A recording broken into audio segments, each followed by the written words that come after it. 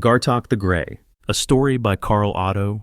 The young orc initiates shifted nervously as Elder Kor'gath settled his massive green frame beside the spirit fire.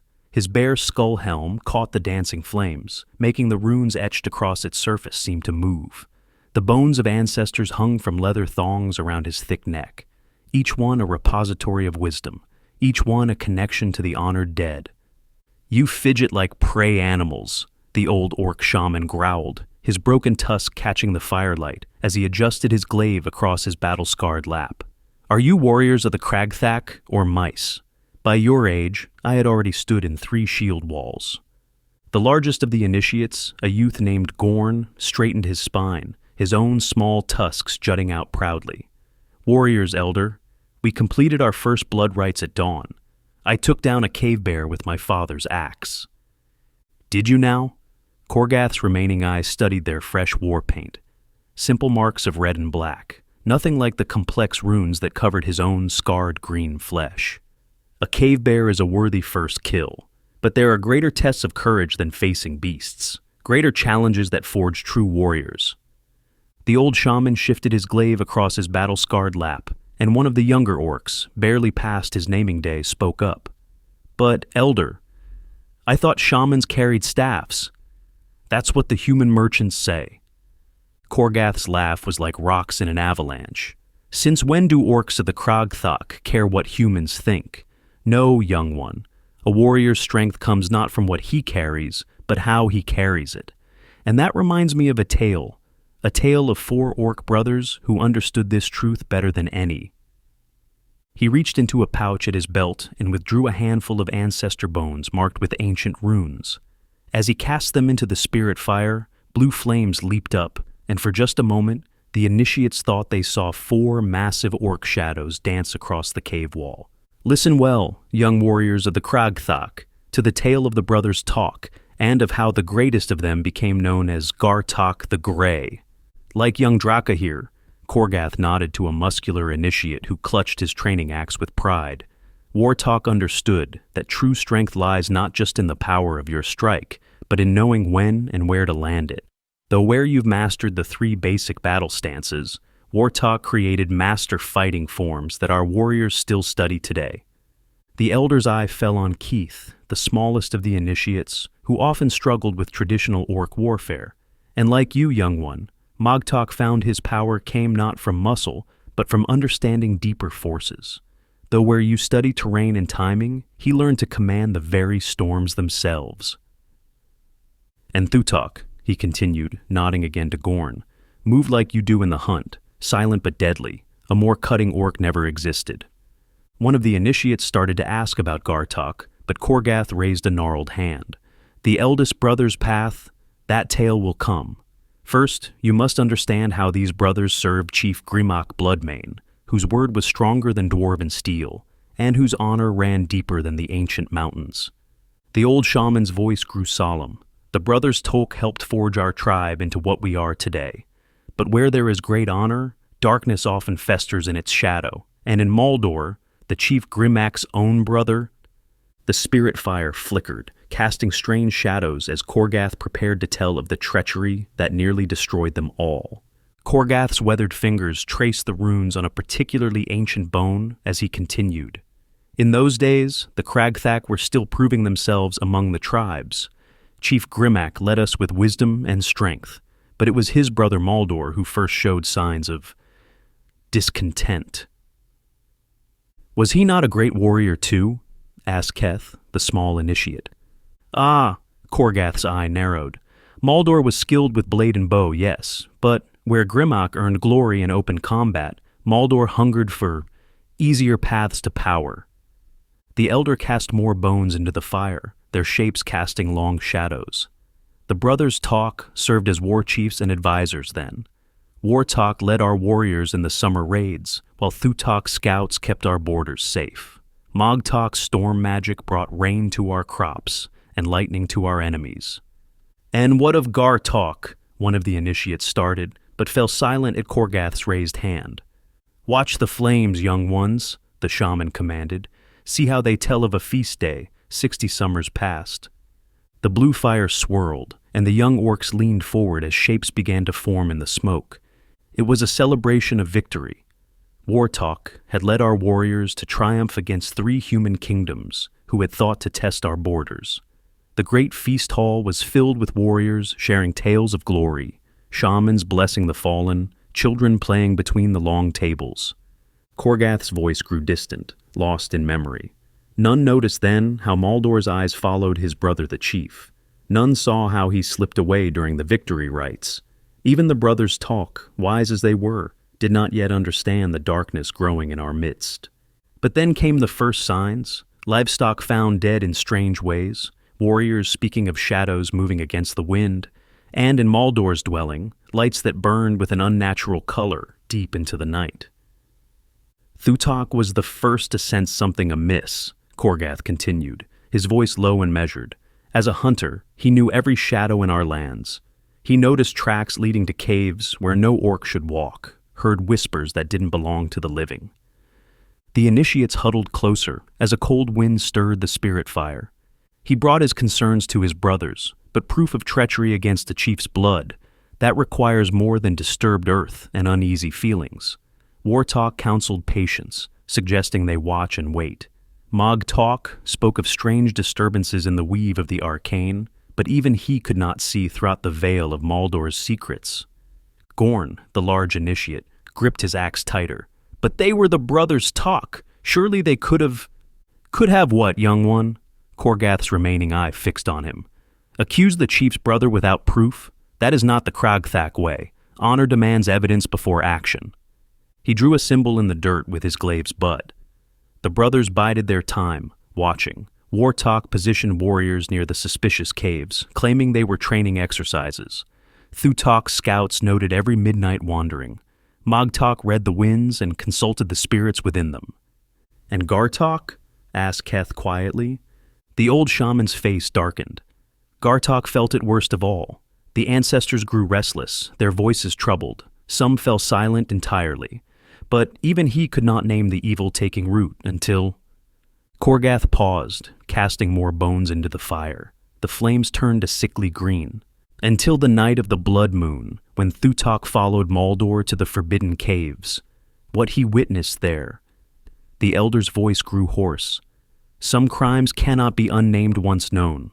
Some betrayals cut deeper than any blade. The young orcs leaned forward, their eyes wide in the dim light. Tell us, whispered Draka, his training axe forgotten in his lap. Maldor had begun practicing the forbidden arts, Kor'gath growled. Not merely speaking with the dead, as we shamans do, but twisting them, consuming them, breaking the most sacred laws of our people. Kor'gath's voice dropped to a whisper, forcing the initiates to lean closer. Gar'Tok tracked Maldor through 3 valleys that night, moving like a shadow himself. The trail led to the forbidden caves, those deep places where even our bravest warriors won't tread, where the ancient dead sleep. One of the younger initiates shuddered. Kor'gath nodded grimly. Through twisting tunnels he followed, deeper and deeper, until he heard chanting, not the honored songs of our shamans, but words that made the very stones weep. When Gar'Tok reached the great chamber, the old shaman's hand tightened on his glaive. He saw what had become of our missing warriors. The dead stood in rings around Maldor, dozens of them, warriors who had fallen in recent battles, their bodies twisted and wrong, their spirits trapped in rotting flesh. And at the center, Maldor held aloft the skull of an ancient chieftain, speaking words that should never be spoken. Kor'gath traced a protective sign in the air. As Gar'Tok watched, Maldor drew the ancestor's spirit from the skull. But instead of seeking its wisdom, he consumed it, used its power to strengthen his hold over his undead warriors. With each spirit devoured, his power grew. Worse still, the elder continued, Gar'Tok recognized faces among the living gathered around Maldor. Warriors from our own tribe, seduced by promises of power. They held down struggling captives, prisoners meant for sacrifice. The young orcs' faces had gone pale. Even Gorn's grip on his axe had turned white-knuckled. Gar'Tok knew he had to warn his brothers, but as he turned to flee, Kor'gath paused, the spirit fire casting long shadows. One of the captives screamed, The sound echoed through the caves, and in that moment, Maldor looked up. His eyes, once proud and fierce like his brother Grimok's, had turned as black as the void. "Thutok ran," the shaman said, ran like the winds themselves, with the howls of the dead echoing behind him. But he carried with him something more terrible than fear. He carried certainty. Maldor wasn't just dabbling in darkness. He was building an army of our own dishonored dead, bound by forbidden magic, fueled by consumed spirits. And the worst part? Korgath's remaining eye gleamed in the firelight. Maldor had seen him. Now the Brothers Tok had until sunrise to warn Chief Grimak, knowing that Maldor's forces would not be far behind. Thutok reached his brothers before moonset, Korgath continued, stirring the spirit fire. Wartok immediately began quietly rousing trusted warriors. Magtok prepared his storm rites, but it was Gar'Tok who faced the hardest task, convincing Chief Grimak that his own brother had betrayed everything the Kragthak held sacred. Korgath's voice grew heavy with memory. Gar'Tok found Chief Grimak in the sacred grove, making offerings to the ancestors. The eldest Tok brother knew that what he was about to say would shatter not just the peace of the tribe, but the chief's very heart.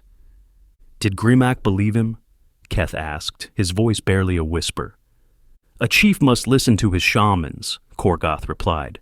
"But blood speaks louder than wisdom sometimes." As Gar'Tok spoke of Thutok's discovery, of the desecrated dead and forbidden rituals, Grimak's face grew darker than a storm cloud. The old shaman shifted, his glaive catching the firelight. The chief demanded proof, demanded to see for himself. But even as they argued, the warning drums began to sound from the outer watch posts. Thutok's scouts had spotted movement in the valleys, many movements. The dead were coming. And then, Korgath's remaining eye narrowed, Maldor himself appeared at the grove's edge, but he was changed. His skin had grown pale as moonlight, his eyes black as pitch. The runes carved into his flesh glowed with an unholy light. "Brother?" Maldor's voice echoed unnaturally in the sacred space. "I see your pet shaman has been spreading lies about me." The initiates huddled closer as Korgath continued. Grimak stood between them, his most trusted advisor on one side, his own blood brother on the other. The choice he made in that moment would determine the fate of the entire tribe. Even as Maldor spoke, Korgath continued, the ancestors began to stir. The sacred totems around the grove, carved with the faces of past chiefs, began to weep blood. The offering fire turned black as pitch. Nature itself recoiled from what Maldor had become. "Chief Grimak," Gar'Tok's voice was steady despite the darkness gathering around them. "The ancestors have fallen silent because their spirits have been consumed. Look at your brother. Look with a shaman's eyes at what he has become." The initiates leaned forward as Korgath traced another protective sign. Grimak turned to his brother, and for the first time, he truly saw the void where Maldor's spirit should have been, saw the stolen power writhing beneath his skin, saw the truth that he had refused to face. "You dare judge me, brother?" Maldor's laugh echoed unnaturally. "I have found power you cannot imagine, the dead bow to my will. Soon all the tribes will kneel before the Kragthok." "No!" Grimak's voice was heavy with grief and fury. "You will have them kneel before a monster wearing my brother's face." The chief raised his legendary war axe. "You are no longer of my blood." Thunder cracked overhead as Magtok's storm magic answered his summons. War drums echoed through the valleys as Wartok's warriors moved into position. Thutok's scouts emerged from the shadows, arrows knocked. "Then let blood pay for blood," Maldor snarled. He raised his arms, and the earth itself split open. The dead clawed their way up from ancient graves, warriors of a dozen generations, their spirits trapped in rotting flesh. Among them walked the corrupted warriors of their own tribe, their eyes glowing with stolen power. The battle that followed, Korgath's voice grew grim, would be sung of for generations, brother against brother, the living against the dead, the honor of the Kragthak against the darkest betrayal in our history. Korgath's hands moved in the firelight, casting shadows like clashing warriors on the cave walls. Wartok's warriors met the dead with steel and courage. while Thu'Tok's archers rained arrows from the ridges. Above them all, Magtok's lightning split the sky, striking down the risen corpses. But it was at the heart of the battle where fate would be decided. Chief Grimmack faced his brother before the sacred grove, their warriors fighting and dying around them. The chief's legendary axe glowed with ancestral blessings, while Maldor wielded a blade dark with forbidden magic. "You could have been my greatest ally," Maldor hissed, parrying a mighty blow. "Together, we could have made the Kragthak feared across all lands." "We are warriors, not monsters," Grimmack roared back. "The dead should rest in honor, not serve in chains." The initiates leaned forward as Korgath's voice dropped lower. Their battle raged as fierce as any in our history. Brother against brother, strength against sorcery. Maldor proved that day that he truly had abandoned all honor, the old shaman growled. He used his own corrupted warriors as shields, sacrificing them to buy time. And when Grimmack's axe finally struck true, when it seemed victory was at hand, the betrayer used the very power he'd stolen from our ancestors to tear open the earth itself. A dozen loyal warriors were dragged to their deaths in the chasm, and in the chaos, Maldor fled. The young orcs muttered angrily, but Korgath raised his hand. Yet, even in retreat, justice found him. For as the sun rose over the battlefield, as our warriors burned the dishonored dead and blessed the fallen, Chief Grimmack made his pronouncement.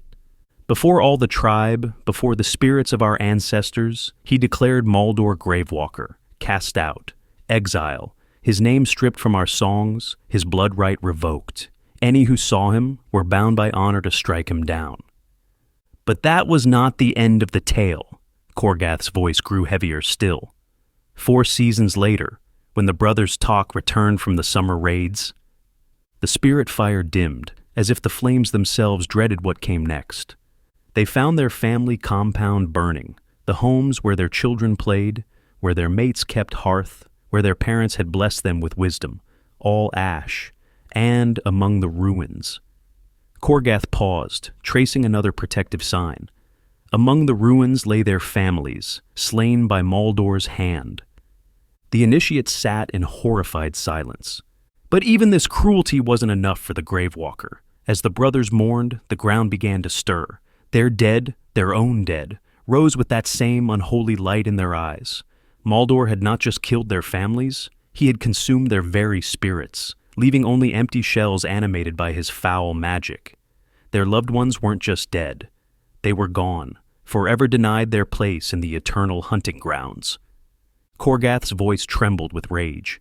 To see their mates, their children, their parents, walking as soulless puppets, knowing their spirits had been devoured by that monster. He gripped his glaive until his knuckles turned pale. It was then that the Brothers Tok swore a blood oath stronger than any in our history. They would hunt Maldor to the ends of the earth, not just for vengeance, but to ensure no other family would suffer such a fate. For decades they pursued him, Korgath continued, his voice growing distant. Just the 4 brothers, bound by blood and vengeance. They tracked him through frozen wastes and burning deserts, across storm-racked seas, and into the darkest places. Wartok's strength, Thu'Tok's tracking, Magtok's storms, and Gar'Tok's wisdom, all bent toward a single purpose. Each time they found one of his lairs, they would arrive just too late. They would find only destruction. Villages emptied, graveyards desecrated, ancient tombs broken open. And always, waiting for them, would be Maldor's undead servants, left behind to slow their pursuit while he fled to his next refuge. The many winters turned their beards gray, a fate no orc warrior wishes for. But the Brothers Tok did not care about glory anymore. They cared only for justice, for vengeance, for ensuring no other family would suffer as theirs had. Finally, the Shadowspine Mountains, Thu'Tok's lifetime of tracking led them to a ruined human keep. Its once proud walls were now stained black with dark magic, its courtyards filled with unnatural mists. Here, they knew, they would find Maldor at last. In the cold dawn, Korgath continued, his voice low and measured, the Brothers Tok stood before the ruined keep. Its towers, once proud markers of human nobility, now seemed to claw at the gray sky like grasping skeletal fingers. Black ice coated the fallen stones, and unnatural mists curled around the walls like hungry spirits. Gar'Tok read the signs in the corrupted earth. No animals had passed here for months. No birds nested in those cursed towers. Even the rats had fled what this place had become.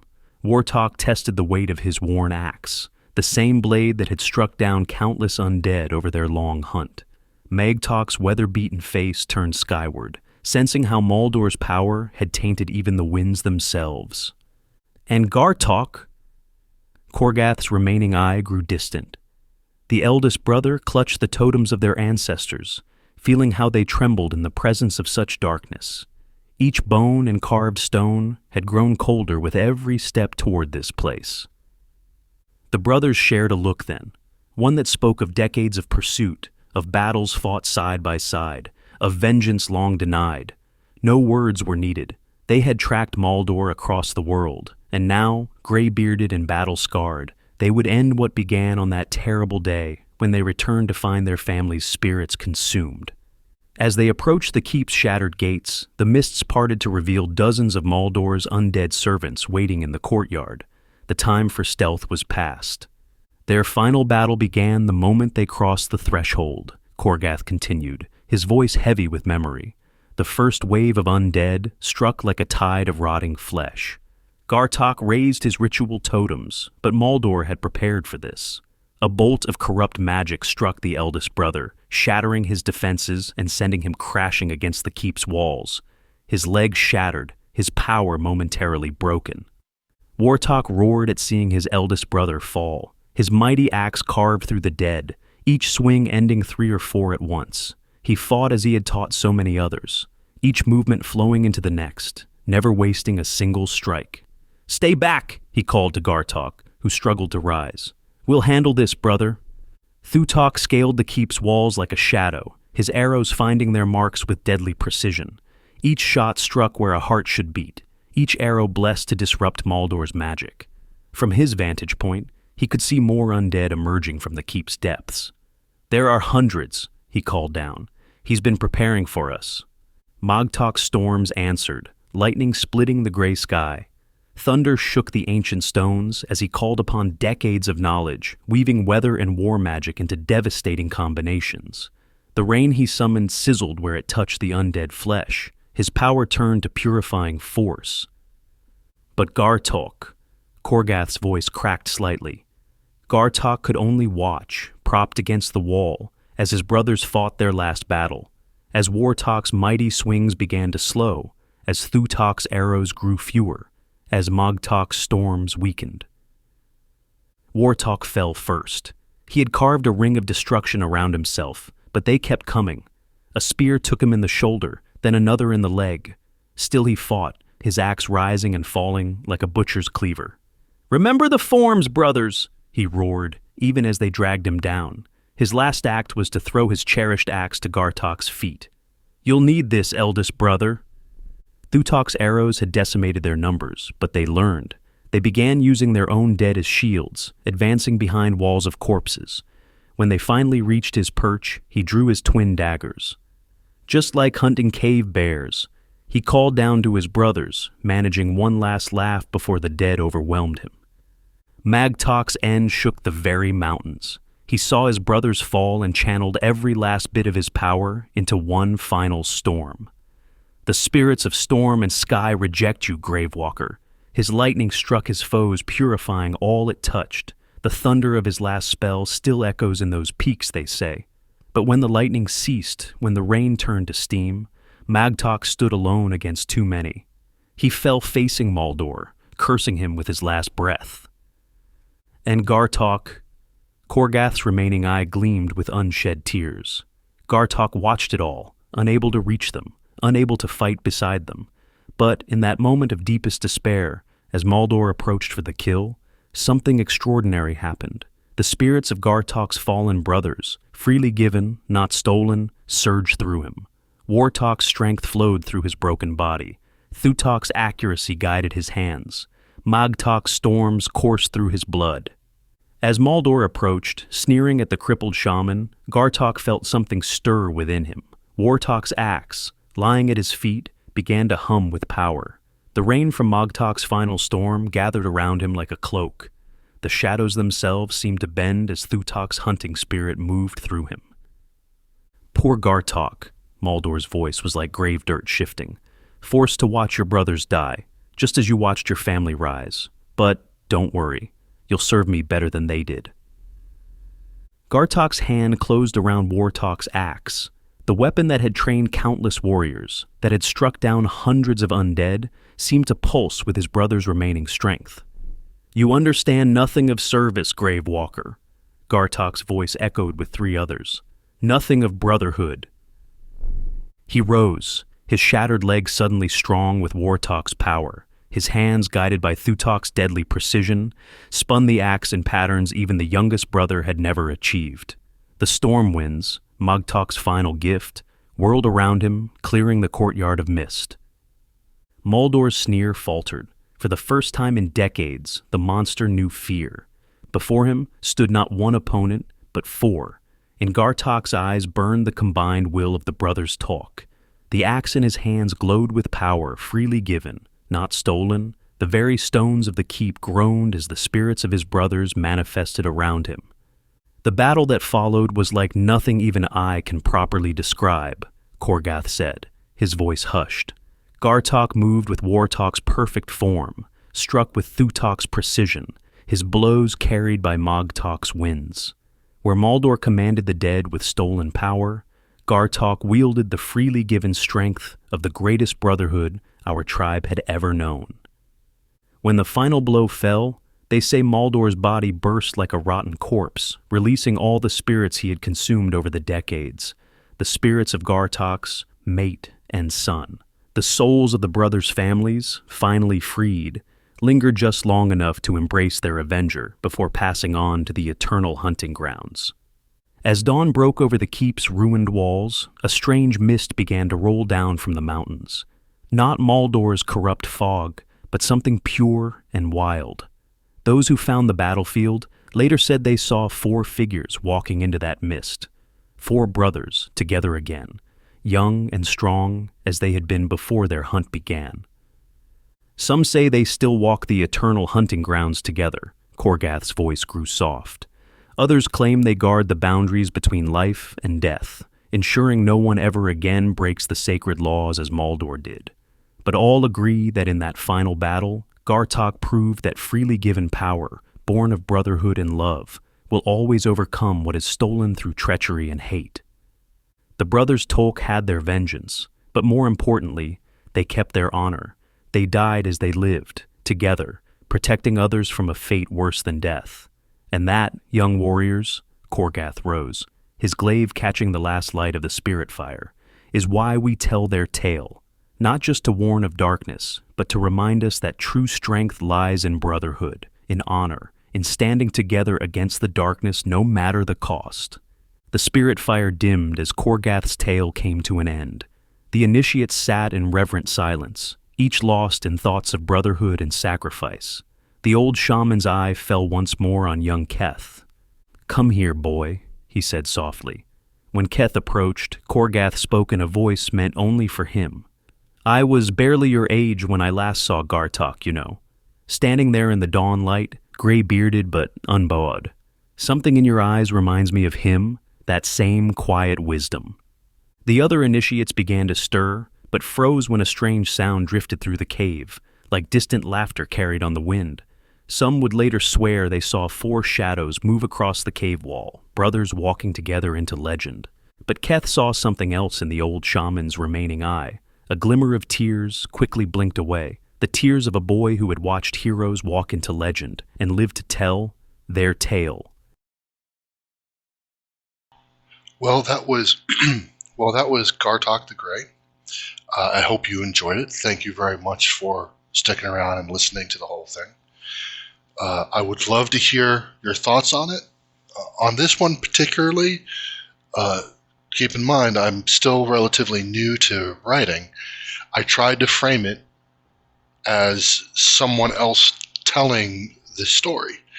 And my concern is that it came off a little confusing. Please let me know what you think. Did the framing of it in that fashion work? Did you feel like you were maybe one of the young orcs sitting around a campfire listening to the story? I'd love to hear your thoughts on it. But again, thank you for taking the time and listening to it. And please like, comment, subscribe, share it with anybody you think that might enjoy it. And I hope to see you here again. Thank you and have a good day. Well, that was Gar'Tok the Grey. I hope you enjoyed it. Thank you very much for sticking around and listening to the whole thing. I would love to hear your thoughts on it. On this one particularly, keep in mind I'm still relatively new to writing. I tried to frame it as someone else telling the story. And my concern is that it came off a little confusing. Please let me know what you think. Did the framing of it in that fashion work? Did you feel like you were maybe one of the young orcs sitting around a campfire listening to the story? I'd love to hear your thoughts on it. But again, thank you for taking the time and listening to it. Please like, comment, subscribe, share it with anybody you think that might enjoy it. And I hope to see you here again. Thank you and have a good day.